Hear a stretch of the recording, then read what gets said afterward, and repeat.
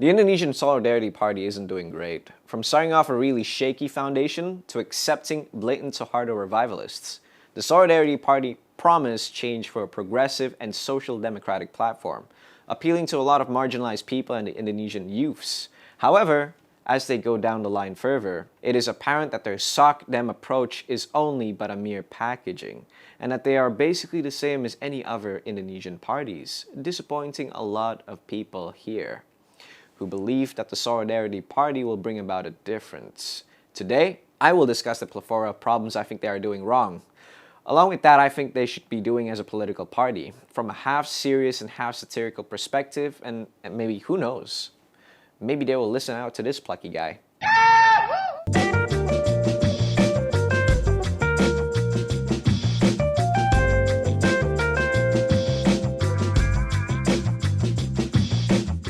Welcome back to the Base Indonesian Show, your daily dose of probably based opinions. I don't know these days, base is different from each person. Today, I will discuss the rise and fall of the Indonesian Solidarity Party.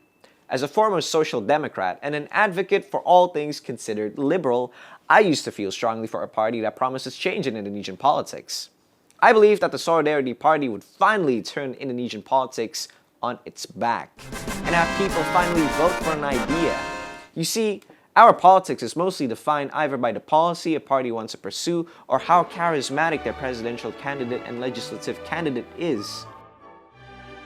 Indonesian politics is a full-on popularity contest that I would liken to a pageant but without the brains. Just all the looks. In 2015, when the Solidarity Party spawned from the deepest depths of the Indonesian oligarchy, people were happy that there was finally a party they had firm principles in. Especially the rich liberal kids who dreamt of finally joining a party where they can lecture people about what's morally right and what's morally wrong. It was something that was new for the political landscape, even though other very ideologically driven political parties was already there. Kinda like when IKEA dropped in Indonesia. Everyone was so fascinated at the concept of a warehouse store, even though we already had Ace Hardware. Both kinda suck though, I'm more of a Bunnings kind of guy. But before their major downward spiral that I will explore later in this video, let me take you all the way back to the beginning, to a much simpler time. In 2014, Grace Natalie, one of the most gorgeous news anchors to grace the newsroom. Look, I did a pun. Created the Indonesian Solidarity Party. Frankly, I think it's a bunch of oligarchs coming together to make this party and decided she should be the face. But moving on, under her leadership, the party was fashioned in a way that attracts social activists and youths. Grace Natalie believed that Jokowi's election has created a social phenomenon whereby younger people are now willing to participate in politics even more and reform Indonesian politics. From this, we can understand that the party is marketed to be as cool and hip as possible, and that it was a deliberate attempt to monopolize the Indonesian youth. The party also embraced feminism through advocating women's rights, which was seen as a major leap in politics, as Indonesian politics and its society was dominated by men. So it's easy to drive the narrative that Indonesia is a patriarchy, and it was also easy to pin the blame on men as the entire reason why Indonesia has so many problems. Ironically, a social science study from the University of Chicago suggested that women leaders in politics are prone to pursuing aggressive war policies. But I believe it's unrelated to the case. Throughout their earlier years, the Solidarity Party has been moving through grassroots effort. They had a huge social media presence, and it is an important part of their strategy in trying to get the attention of the youth, to highlight their seriousness in women's issues and the Indonesian youth. The Solidarity Party propped up a young female politician named Samara Amani to be their face. Samara was very vocal regarding matters relating to Indonesian politics, and she became the spokesman of Jokowi and Ma'ruf's camp. Also, to increase public participation, they released the Kartu Sakti program. Members of the public are able to get perks given only to the members of the Solidarity Party as a reward for donating to the party. They basically give you a card that is filled with money in it you can use for buying cigarettes or passing for the highway. The card prices range from 100,000 rupiah to 1 billion rupiah. It seems the Solidarity Party has reached its high point after Jokowi's re-election, and it looks like the party is off to a great journey. But cue the black screen to show that things aren't actually going as well as it is. While the Solidarity Party has successfully helped out Jokowi and Ma'ruf camp, and some members are elected into the regional assembly, none of its members are elected into the Indonesian parliament. It seems they are doing everything right, but what exactly went wrong? The Solidarity Party is trying to fight for feminism and the marginalized, and is trying to include the Indonesian youth in politics. All of them are something that have been cried before since the Suharto era, but for some reason they aren't doing well. There are 3 things I think the Solidarity Party is doing wrong. Insincerity. The Social Party pledges to be the changing force in Indonesian politics, but their actions suggest otherwise. The Solidarity Party preaches the idea of social democracy and justice. Naturally, any SOCDEM parties or movement would fight against unequal terms set by the government. Ironically, the Solidarity Party didn't lift a finger regarding the controversial Omnibus Law on job creation, a set of law that redefines labor in Indonesia with the aims of attracting more investors and opening more jobs. The law is good for Indonesia in the bigger picture of things, but as said above, some of its deliberations might affect negatively towards the working class.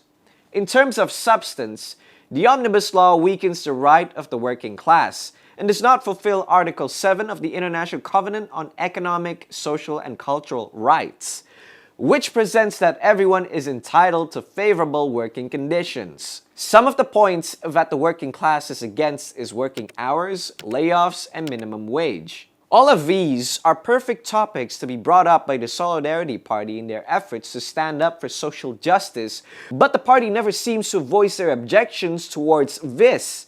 Instead, the party supports the law as a means to open up more jobs in Indonesia, completely ignoring the potentially damaging effects it could have on the working class. Their stances regarding this brings questions and allegations about the party's sincerity. And their sincerity comes under fire once again, when they openly accept members of the Berkarya Party into their ranks. A party that is set up by Tommy Suharto, son of Suharto, the second president of Indonesia. They're openly supportive of the far right and attempt to revive Suhartoist ideals in Indonesia. Their addition to the socially progressive and somewhat liberal Solidarity Party once again brings questions to the Solidarity Party's sincerity in their core values. Congratulations, guys! You have reached a new levels of low I never thought was possible for a political party. It seems that they are sincere in their attempts to make healthcare in Indonesia free. But I don't really think they thought out the implementation because it would be an absolute nightmare to the logistics, and only functions to serve their efforts in getting more votes from the people. Leading to the question, does it truly believe in the ideals of social democracy and progressiveness, or is it just pretending to believe in all of that? Clear bias over Jokowi. The Solidarity Party's entire existence is owed to the social phenomenon of Jokowi's election as president of Indonesia.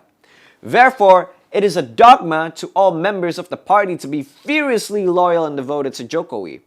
The party attempts to coattail Jokowi, which includes supporting every of his endeavors, even when what he does is supposed to be against the very beliefs of the party.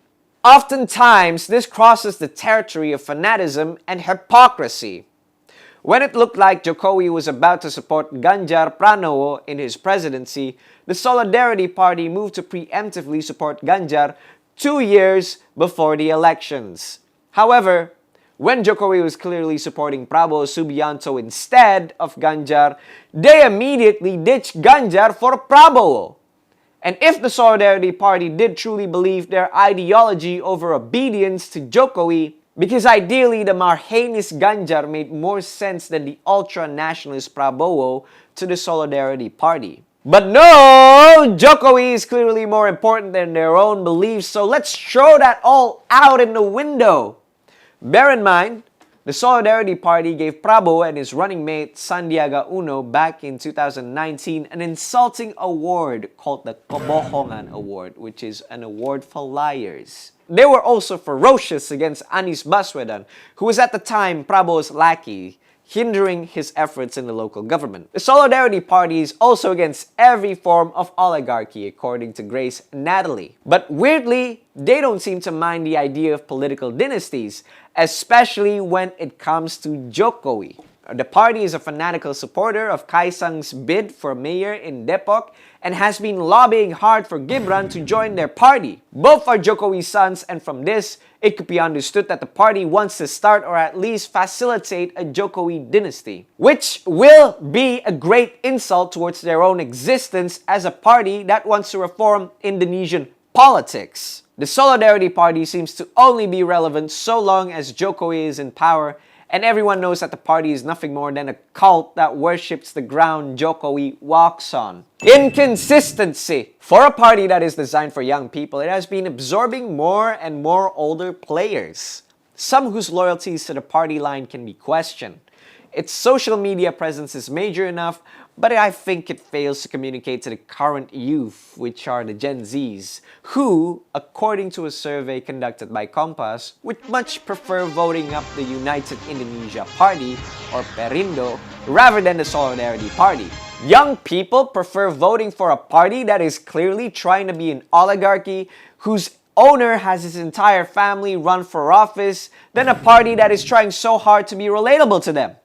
This shows that the Solidarity Party has somewhat failed in its efforts to win over the younger generations, because they are often too busy mimicking older parties, which they are not supposed to do. They also failed in 2019 due to their inconsistency in ideology.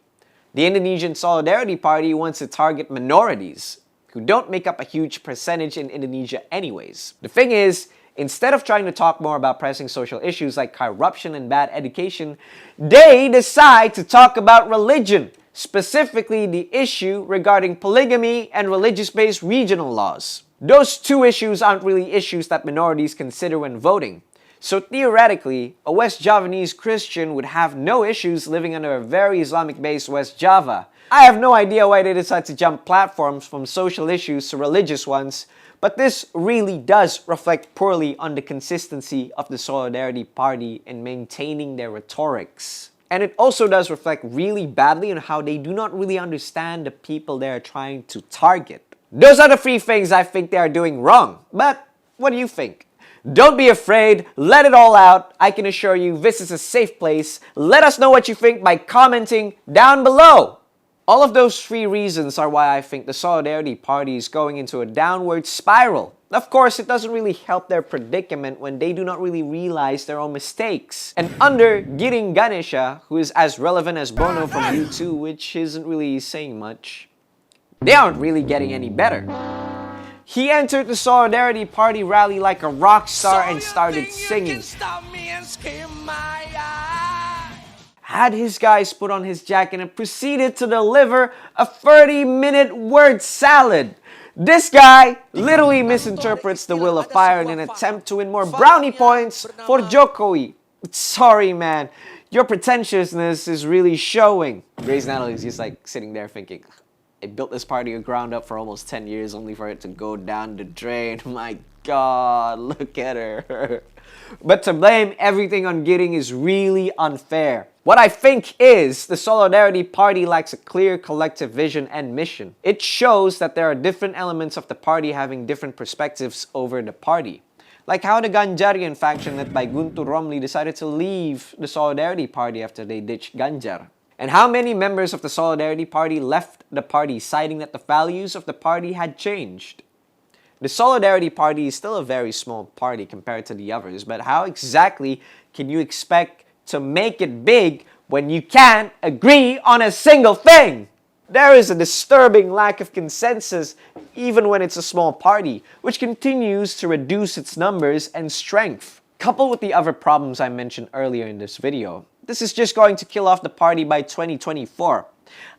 To be honest, guys, I don't think you guys are going to win at all in this sorry state. What I think the Solidarity Party should do is to stop being a lapdog for Jokowi and start doing their own thing. I have absolutely no confidence that a majority of the party members actually understands the entire shtick of the party, let alone the concept of social democracy. The core values of the party must be questioned and understood. Like the party embraces pluralism, which is the affirmation and recognition of diversity within the body of politics, it must be understood that pluralism shouldn't be used as an excuse for the party to jump between different beliefs, platforms, and lines like it's doing now, but as a tool for tolerance and compromise between different elements of politics. That means you shouldn't ditch your ideological allies for the sake of convenience. How are people going to trust you when you've shown you cannot even trust your own principles? In terms of the policy it wants to push, I don't even think the party is earnest in what they're trying to do. For example, free healthcare. We can pass free healthcare, yes, but where do we get the money from? Increasing taxes? Surely more people will be so happy they'll start lighting cars up as bonfire in the streets. The promise doesn't really seem sincere and can be seen as predatory. Not only that, the healthcare system will be strained under the amount of people it is actually sustaining. They promised this provision, yet I don't think they thought it through. They just want to get your votes and be done with it. Quite shameful, I say. One of their vision is to push Indonesia further into the dynamics of international relations. They have yet to say something substantive about the Russian invasion of Ukraine, outside of their demands for the evacuation of Indonesian citizens. They have also yet have addressed any issues regarding sustainable development, which is quite important for the future of Indonesia as resource becomes even more scarce and the environment becomes ever bleak. A social democratic party that they are, they should talk more about the redistribution of economy, so it's not concentrated in just the central areas. The overhaul of our education system, especially ensuing educational equity around Indonesia, which they did before and now nothing comes out of it. Stop playing games just to get votes. Actually start doing something that could be meaningful in the long run. Finally, I think the Solidarity Party doesn't understand that it's slowly becoming irrelevant. Of course, it's only relevant as long as Jokowi is still president, which is why they're dying to get his 2 kids inside the party, to remain relevant. Remember, this is a problem of your own making. But surely, there are many ways the Solidarity Party can be relevant. Like recognizing that Indonesia is still a developing country, and so its most important problem is to get food onto people's tables. The Solidarity Party should promise fair working conditions, pay and welfare to workers and laborers in every corner of Indonesia. Better public facilities and better public programs. Make sure goods are affordable. And because Indonesia is a diverse country, the Solidarity Party must strive to become the epitome of diversity in Indonesia. It must fight against the racial prejudice inside the country. Introduce laws where minority rights are protected in case the majority accidentally infringes on them. But you can't win the elections if you keep working against the majority. It goes as you expect it. You need to also understand what the majority wants. There are other sample groups inside the majority that the party needs to explore. And this is a major problem as well. I think about the Solidarity Party is that it does not really understand its own target audience. It just does whatever it wants, using Jokowi and pluralism as an excuse. This is why I think it will inevitably fall if it continues going down this route. And now many people who were quite sympathetic towards the party during its earlier days are now bitter over the party. I know politics is a really complex affair, and at this point you are really desperate to win over some seats because you probably wouldn't receive funding from your sponsors if you lose. But what you are doing right now is just heartbreaking to see from a lot of people that really do believe in your cause. I wouldn't really fault anyone if they grow frustrated at you because in the end of the day, you're no different from the Indonesian parties you want to distinguish yourself from. My advice to you is simple. Stop wearing that makeup and fit in with the crowd. Just be yourself. Beauty is natural. Beauty is in the inside. Subscribe to the Based Indonesian Show. Dijamin halal.